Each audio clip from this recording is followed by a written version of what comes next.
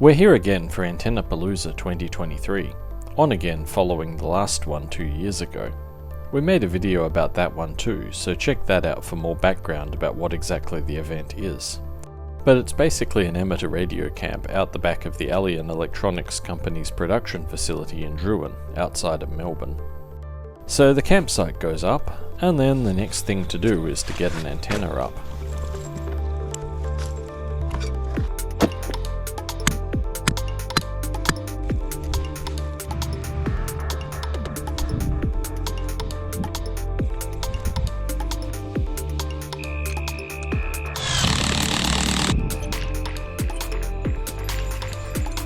But by the time the spider beam was fully freestanding, it was dark already. Our previous LED strips had all broken due to being, well, rubbish quality, so with 5 meters of new LED strip, I crimped some power pole connectors onto it. But this strip is also dual white and orange, so it's actually 2 power pole connectors. You can plug it in on either side to choose which you want. By that point though, it was already time for dinner and to hang around the fire pit.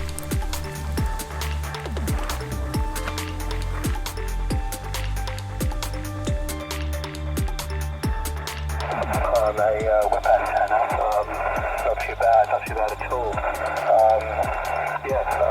You're probably about a 4 and 3, 4 and 5, something like that here.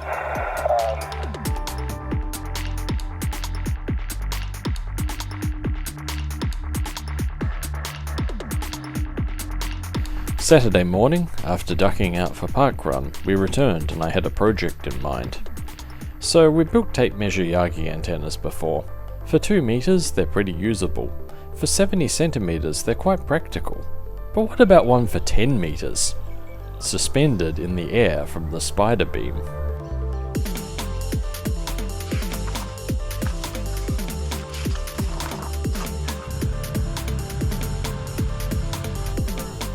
Okay, so the plan seemed pretty simple at first. It even seems to make sense on the numbers.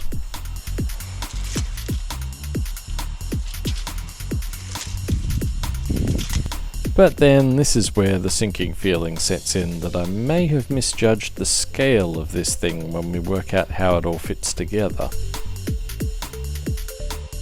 So we need to maintain that slope there, but the problem is at 1.765 that'll be 17 meters out from the base, which is double that. So that's 10.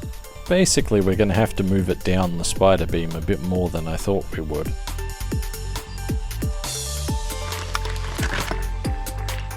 Oh yeah, I always thought the profile of a 3-element Yagi from above was roughly square, but guess not. I haven't extended beyond Pythagoras yet. We haven't gotten to the actual trig. But tape measure Yagi for 10 meters. So now that I've worked out how to make it barely work, let's start building it.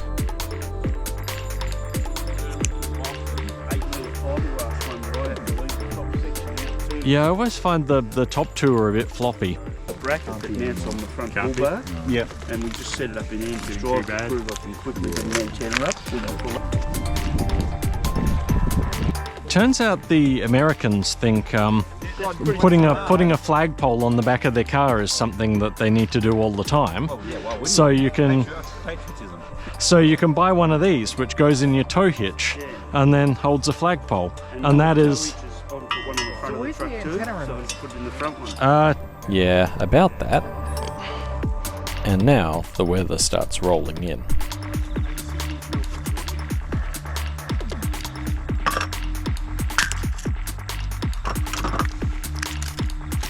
That was surprisingly non-explosive.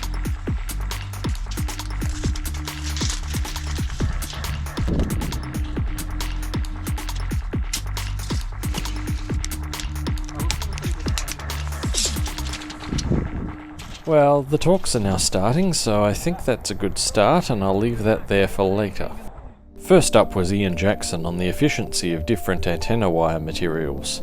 Empirical testing showed that although different materials changed the length of the dipole significantly, the performance was barely half an S-unit between the best and worst, and despite the incredibly widespread belief that stainless steel cable doesn't work in this application due to skin effect and conductivity, it actually turns out it's fine. The conclusion is that tougher wires are better, because an antenna that's broken puts out no signal at all. Have a go. And I have a 2 metre halo, and I've got to tell you, this outperforms my commercial 2 metre halo. XSS was of course there to do a talk on the HF setup we have in our 4-wheel drive. That was fully recorded, and there's a link to that one in the description. And the other 3 are from the CSR, so you've got deep pool hills up in the top right, a lot of stuff like swags and fuel and food and that. So just keep in mind the size and your antennas and trying to work out how to pack that all in. You notice our car has an antenna on the bull bar.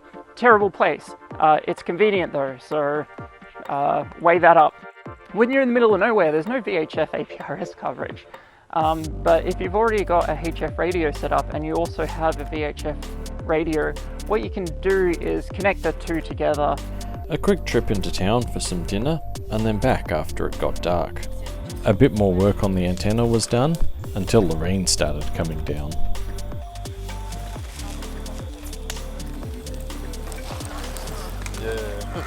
Tunes it just tweaks the tuning a little bit. It's not automatic, but it's just it doesn't save the setting per band. So when I change bands, I have to turn it on, turn it off.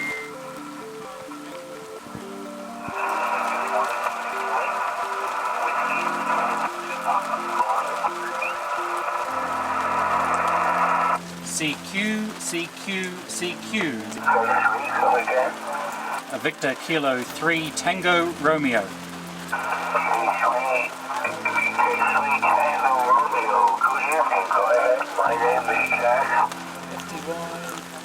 It's in the USA somewhere. I'll log in.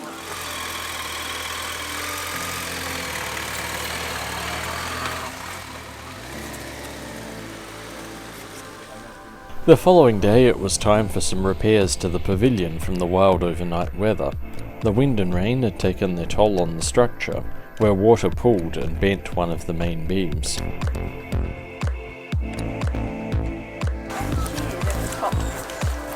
Oh, charming.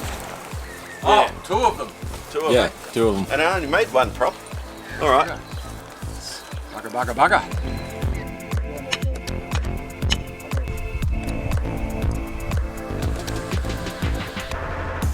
I have a feeling that the reason why the G90 is called the G90 is they were inspired. It looks very much like that, doesn't it? But no, that's just waited for ages to find one of them. Yeah, they're tricky to find.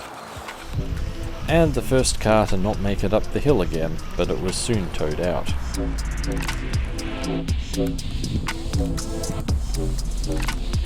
Well, I guess you can hope about the weather all you like.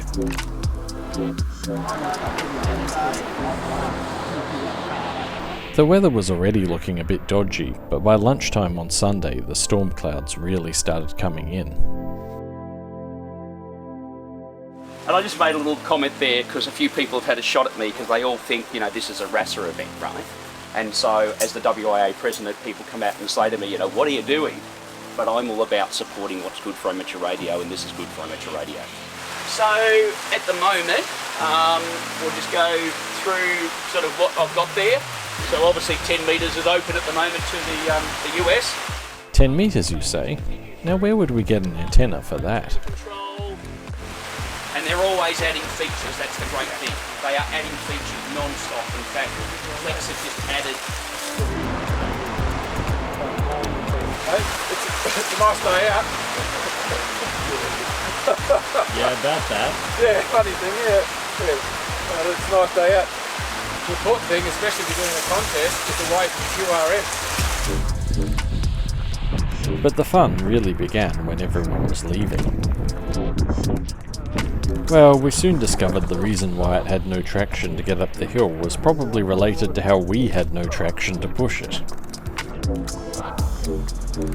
Whoa.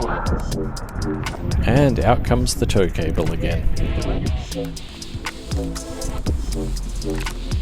Some had a little less trouble getting up the hill. And you thought this wasn't going to have any four-wheel driving content.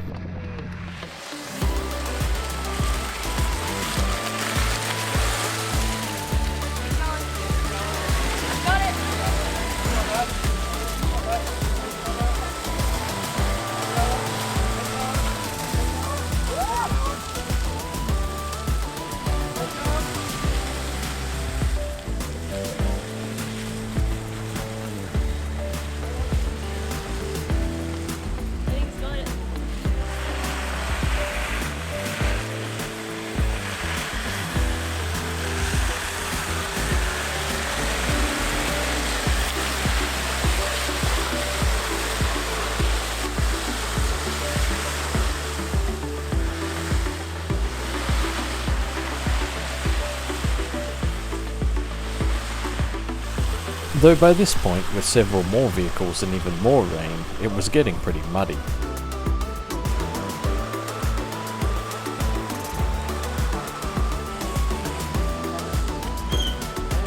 Engine section.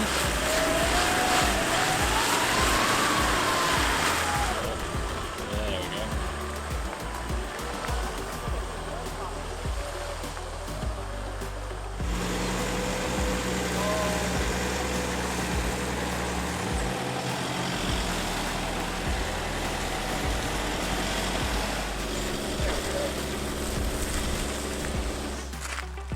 A BMW M140 in the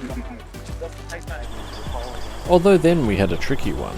One of the vehicles had to be pulled up closer to the top, but the vehicle pulling them would still be in the slippery bit if we used the tow strap, or with the cable it was so long that they'd be pulled into the fence.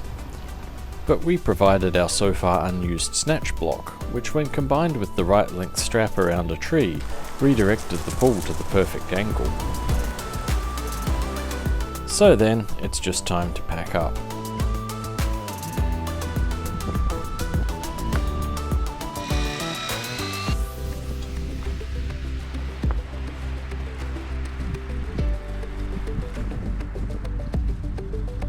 And seal a certain project that never quite got finished away in a box to be finished next time.